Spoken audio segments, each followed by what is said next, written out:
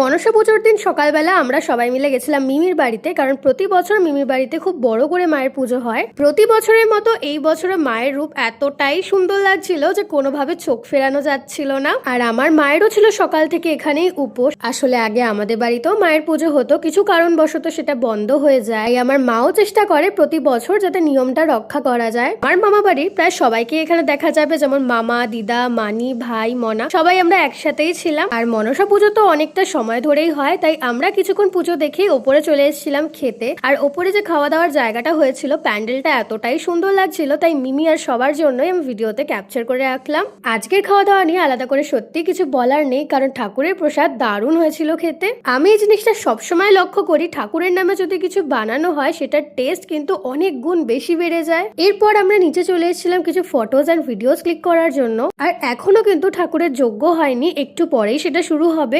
আজ কিন্তু আমার ব্লগ বানানোর পেছনে দারুণ একটা রিজন রয়েছে, কারণ আমার মিমি আর দিদা আমার ব্লগ টিভিতে চালিয়ে দেখতে খুব বেশি ভালোবাসে, তাই ওদেরই আবদারে আজকে ব্লগটা বানানো। আর এই মায়ের পুজোরই ব্লগ আমি আজ থেকে ঠিক 1 বছর আগেও বানিয়েছিলাম, আর এই বছরও সেটা রিপিট হলো। সবই তো ওনারই ইচ্ছা, আর আমি জানি ওনার আশীর্বাদ সবসময় আমাদের সবার উপর রয়েছে। স্পেশালি আমার যারা ভিউয়ার্স, যারা এখন এই ভিডিওটা দেখছো, আমি চাইবো মা তোমাদের সকলের মঙ্গল করুক, তোমরা মন ভরে মাকে ডেকো। এখন বিকেল গড়িয়ে সন্ধ্যা হতে চললো, মায়ের কিন্তু যজ্ঞ খুব ভালোভাবে সম্পূর্ণ হয়েছে। তোমাদের সাথে তো শেয়ার করলামই, এখন তোমাদের ভোগ দর্শনও করিয়ে দিলাম। আমি শুনেছি মায়ের ভোগ দর্শন করাও কিন্তু খুবই ভালো। আজ কিন্তু আমাদের আরেক জায়গাতেও মায়ের পুজোর নিমন্ত্রণ ছিল, সেটা তো সকালবেলা যেতে পারিনি কারণ আমরা সবাই মিমি বাড়িতে ছিলাম, তাই এখানে একটু রাতের দিকেই গেছিলাম। আর মায়ের রূপ কিন্তু এখানেও খুবই সুন্দর, খুব মিষ্টি একটা বাচ্চা মেয়ে লাগছিল দেখতে। আসলে এটা আমার বোনের বান্ধবীর বাড়ি, তো আসার পর আমরা এত গল্প করেছি, তারপর ওদের ফটোজ অ্যান্ড ভিডিওস ক্লিক করা, এই সব কিছু নিয়ে আজকে দিনটা কিন্তু খুব ভালোভাবেই কেটেছে।